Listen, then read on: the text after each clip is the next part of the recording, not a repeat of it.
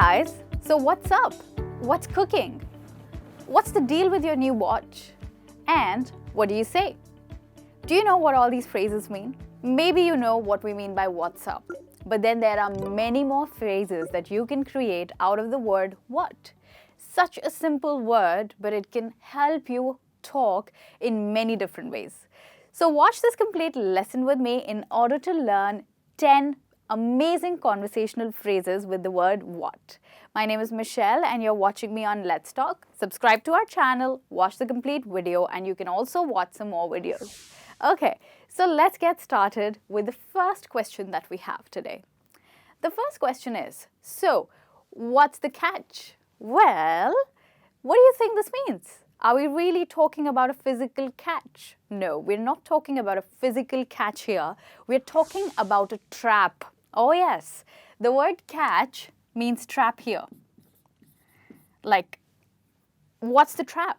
Okay, so just imagine if your friend wants to sell his amazing car, which has a really good condition, for just $2,000. You'd be like, okay, what's the catch? So you doubt the fact that your friend wants maybe some favor in return from you, or he's trying to lay a trap for you, okay? Or possibly the car is faulty, it's got some problem, and that's why he just wants to sell it off. Okay, in such a situation, you can always say, what's the catch? So that's how you can use this phrase. Now let's look at the next one. The next one is, what's the drill? Okay. Now, what is a drill in general? Have you seen a drilling machine? It makes a funny sound, zzz, and it's quite persistent. It goes on drilling for some time. So in this question, the word drill means procedure. Oh yes. What's the procedure? But you know, saying procedure is so boring. So let's make it more fun and instead say, what's the drill? Now let's say that you want to order a new computer for your company. So you ask your friend, your colleague, hey, I want to order a new computer for our company. What's the drill? What's the procedure? So use this question in order to make your boring question very interesting. Let's look at the next one. What do you say? Oh, what did I just say? Well, I only said the same phrase in a more natural manner. So instead of saying, what do you say? You can say, what do you say? Okay, which would look more like, what do you say? So think of that as one word. Don't think of it as 4 words. Now try and say this. What do you say? Well, that sounds so much more natural and cooler. Okay, now coming to the meaning. What does it really mean? What do you say? What do you mean by this? So let's say that you're planning a trip and you want your friend's opinion if they want to join you. So you could say that, hey, I'm going shopping on Saturday and then I'm hitting the beach on Sunday. I'd love you to join me. What do you say?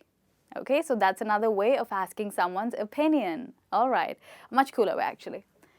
The next one we have is, what goes around comes around. Think of a circle.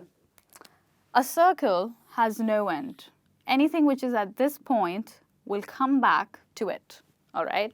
So this is how people describe life sometimes, more like karma. Oh, I don't know if I don't really much believe in karma, but people often say that how you do to others is what you get in return sometime later in your life. So if you do bad to somebody, it happens to you as well. And if you do good to someone, that also comes back to you.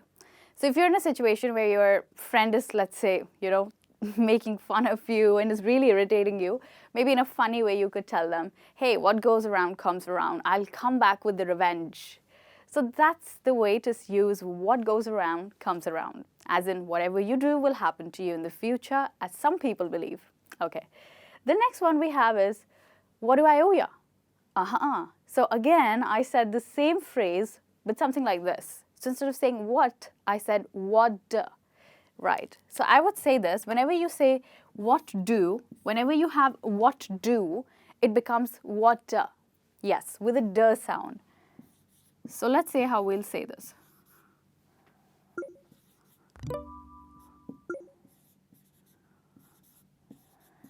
Okay. Now look at this as one question. What I owe ya? What do I owe ya? Which means, how much do I need to pay you? Okay, but this is a much more informal way of saying this. So let's say you go to the bar and you've had like 2 or 3 drinks and you're telling the bartender, like, how much do I need to pay you? So instead of saying that, you could tell the bartender, what do I owe you? Okay, so that's another way of saying, how much do I need to pay you? Again, a cooler and a more interesting way. The next one we have is, what's eating him? Definitely, you don't have a shark eating anybody, but here we are talking about someone who looks very upset or angry. So if you see a person who's suddenly upset or angry and you want to inquire about them, like, why is this person so angry or why is this person so sad? You might say, hey, what's eating him? Like, why is he so irritated or why is he so frustrated? So what's eating him is used for a frustrated person or an angry looking upset person.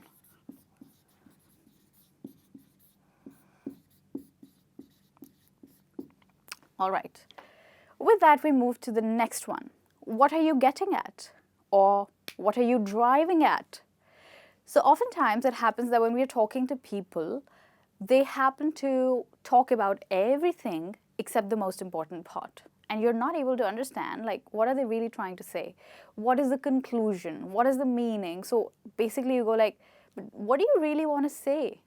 So to say the same thing, instead of saying, what do you really want to say, you could say, what are you getting at? Or what are you driving at? So what's the main point of your conversation? All right. Now the next one we have is, what's done is done. Okay. This is used about past incidences. So if you know that someone is talking about their past and they are regretting, like, oh, I wish I had gone to that place on that day, but I'm so sad I couldn't just go there and now the sale has finished. So for that person, because they're regretting, you could say, hey buddy, what's done is done, which means it cannot be changed anymore. Great. It cannot be changed.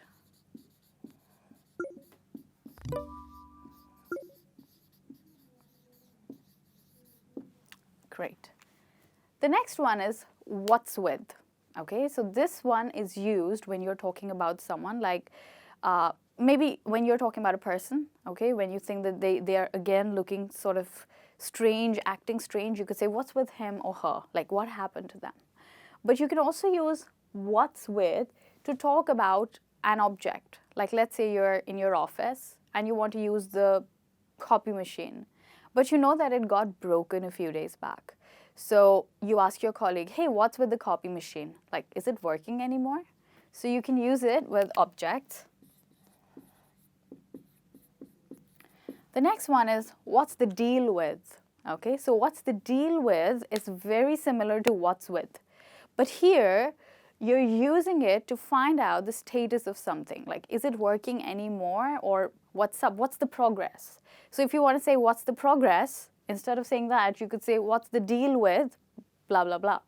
So this is used for progress, to check the progress or the status of something.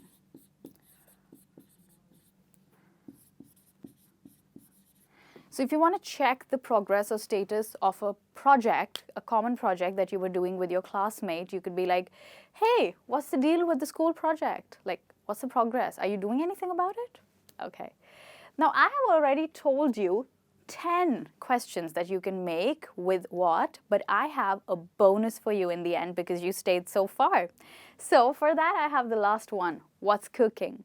So this is usually used to ask someone what's up. So now that we already have an app called WhatsApp, we can start and use newer phrases to ask what's up. So instead of saying, how are you, what's up, you could say, so what's cooking? Like, what's happening?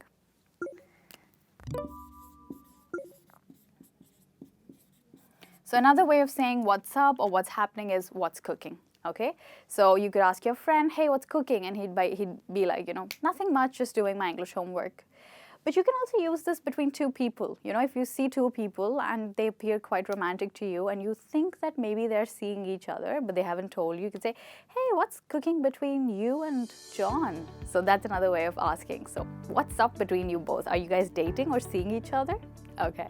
Now with that, we are here at the end of the lesson, and today you have learned some awesome phrases that you can make and use with the word what. So what can do much more than what you thought so far. So thank you so much for staying tuned with me. Come back for more lessons. This is Michelle. See you very soon. Till then, enjoy and keep learning English. Bye-bye.